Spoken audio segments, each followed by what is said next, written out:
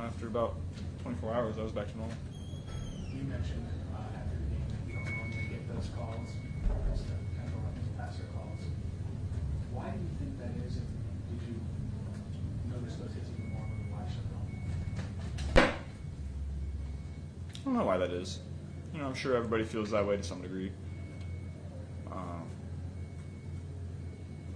I don't think I think there was one that absolutely should have been called, but other than that, I don't think there were any that I was super upset about.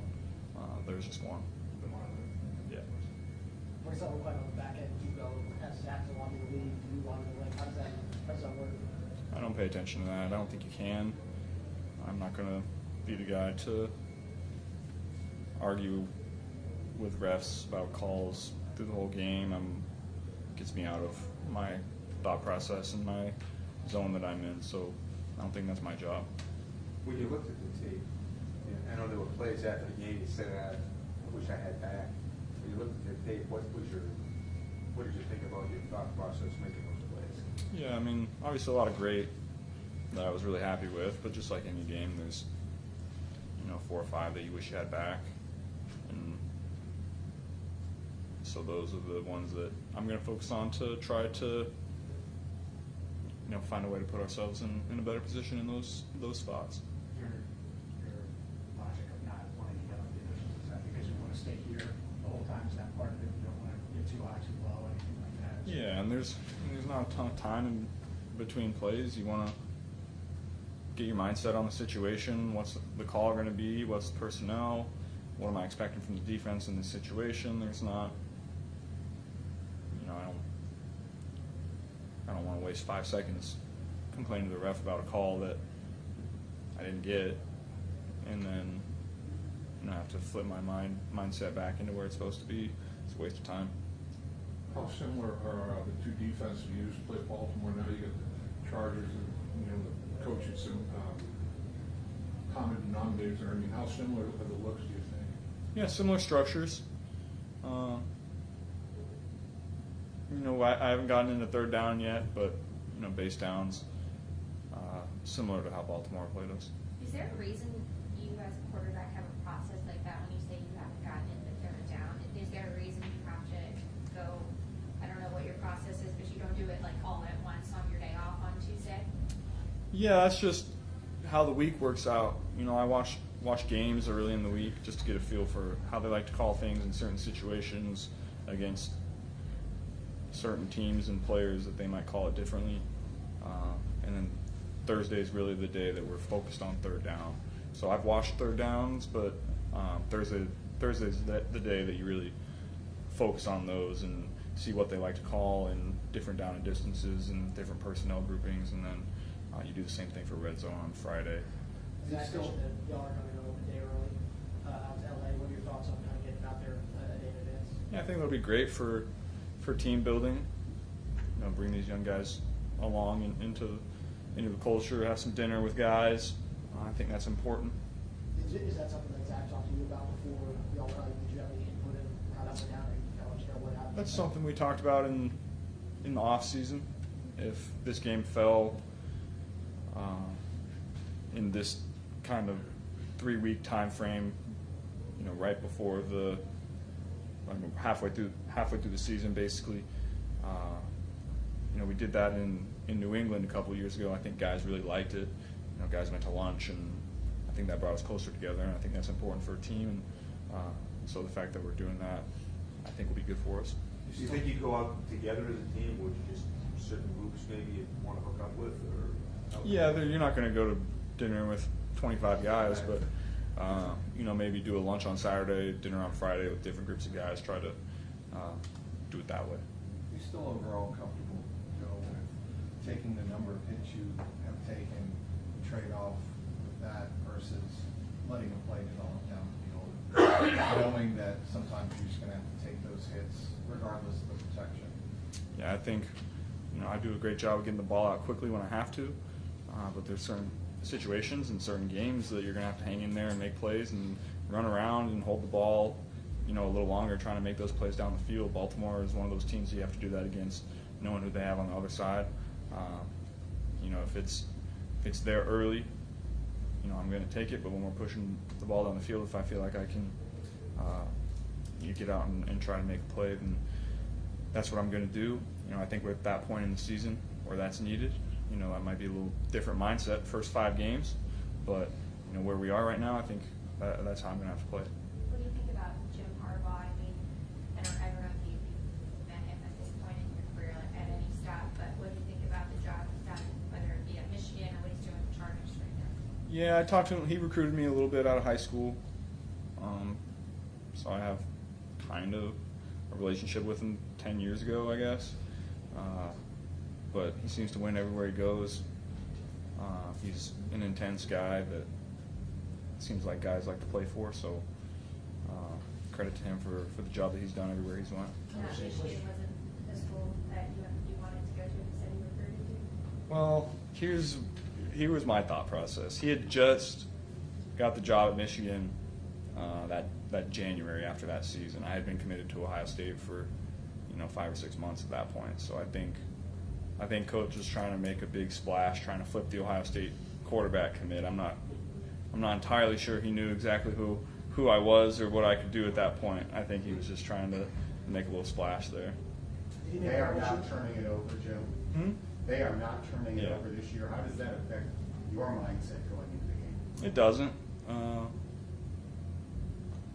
They're really good at that. Our possessions will probably be limited, just like we played the old Baltimore teams. They're going to run the ball well, get into manageable third downs. They're not going to turn it over. They're going to keep everything in front on defense and try to shorten the game. So we have to find ways to take our opportunities down the field, but score on as many possessions as we can. I don't know if you view it this way, Joe. Do you feel like this team is still searching for a turning point, a big moment of the season where things begin to shift the other way for you? We're just trying to find wins at this point. You'd like 1 to turn into 2 to turn into 3, but the only way you can do that is to focus on the day-to-day, and so that's what we're going to do. Hypothetically, when you talk about Ohio State, had you made a run at you again out of the, as a grad transfer, was that something you would seriously consider? Yeah, I mean, I don't think so. The transfer portal wasn't a thing when I was transferring yet, and so technically, Ohio State could still block me from conference Have you guys grad transfer? schools. Yes, I believe so, because I think they did. What do you mean you think they blocked you from going anywhere? Yeah, at least they told me that they did within conference. I don't know. I guess I don't know if it was. I don't remember the rules exactly at that time, but yeah, that happened. Are you pretty glad that guys that's not any moral conferences that block players from transferring if they fulfill their obligation at university? Yeah, I mean, I would have. Who knows how many guys 10 years ago were in the same spot I was in that didn't get their opportunity to go and make a name for themselves, and I'm happy that I did, and it worked out that way for me, and I was able to graduate in 3 years to go and do it. But I wouldn't have been able to go and do that if I didn't graduate in 3 years, and I know a lot of guys aren't that forward thinking to be in that spot. So who knows how many guys graduated in 4.5 years and didn't have that 5th year to go somewhere, and didn't have their opportunity to go and make a name for themselves. Did you keep tabs on? Go ahead. Did you keep tabs At the same on- time, both of you go. I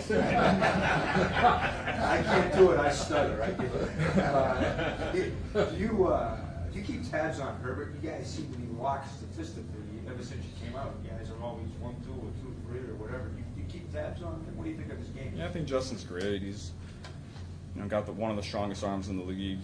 He plays football the right way. He can run around and make plays when he needs to. Big, strong guy that can make plays with his legs too, and tough guy that's going to stand there and take hits. So I've always had a ton of respect for him. Do you know him at all? We got to know each other a little bit at the combine. He was fun to be around. I liked his personality. I think we'd be friends in if we ever spent time together. That's not really where we're at, but I always liked him. Joe, have you seen Jamar's target route chart from the Baltimore game? Can I show it to you? Sure. Yeah. What's that look like? we're moving him around. Yeah. I think that's a credit to him, how smart he's been this year, understanding when he's in the slot, when he's in the stack, when he's outside, when he's in the backfield. And credit to our coaching staff for coming up with all these different ways to find ways to get him the ball. I think he's really taken a step this year as far as understanding zone coverage, understanding what his job is in all these different little details on these routes. I think he's just continuing to get better, as crazy as that sounds. Is that kind of the perfect example of what a masterpiece of how Jamar can be used, should look like, that maybe you guys have been building towards, really maybe even since you've ever been playing with them, as games that look like that chart a little bit? Yeah, that's when teams want to try to take him. I mean, if we're doing that and moving him around, teams can't take him away.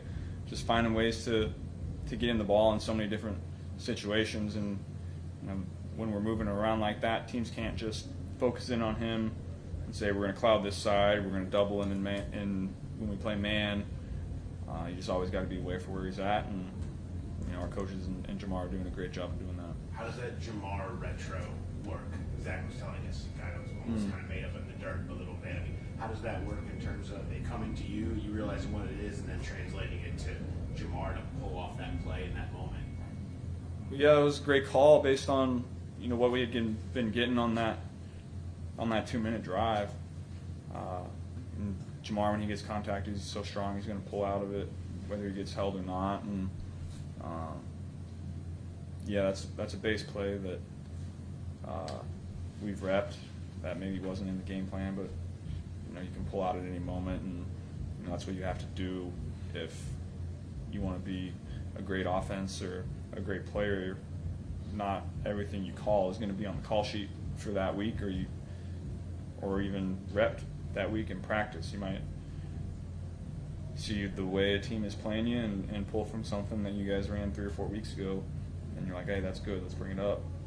So credit to our staff for that. So why do you think you guys have been able to access the intermediate deep middle with Jamar so much more effectively this year? It seems like that's been a big area that you guys have found a ton of success in that wasn't necessarily a big part of it for the last couple of years. I think the protection, number one. We've found a lot of we're not just a 6-man protection drop back team right now. We're our offensive line is giving us a lot of ways to move the pocket, extend the drop a little bit, to find ways to maneuver in the pocket and buy me a little more time so we can push the ball down the field in those situations. So I think that's credit to our offensive line. So the first time you're back in SoFi since the Super Bowl, what do you expect that to feel like, if anything, when you go back in there? I guess I hadn't really thought about it. I don't know. I hope it doesn't feel like anything. Just get ready for this one. Is there a feeling from that game or that stadium that kind of sticks out that you thought about? Yeah, that day sucked. Well, aside from that, is there any particular feeling, like, is there anything that really you've kind of thought about doing inside that stadium, not even going to that game, or something like that? I don't think so. I mean, whenever you go to these big cities to play, it's always exciting. I think it's usually in a primetime slot, and when you play in New York, LA, Miami, those are always exciting opportunities for you. Is it on your radar at all, the Triple Crown, Jamar, and kind of how close he is?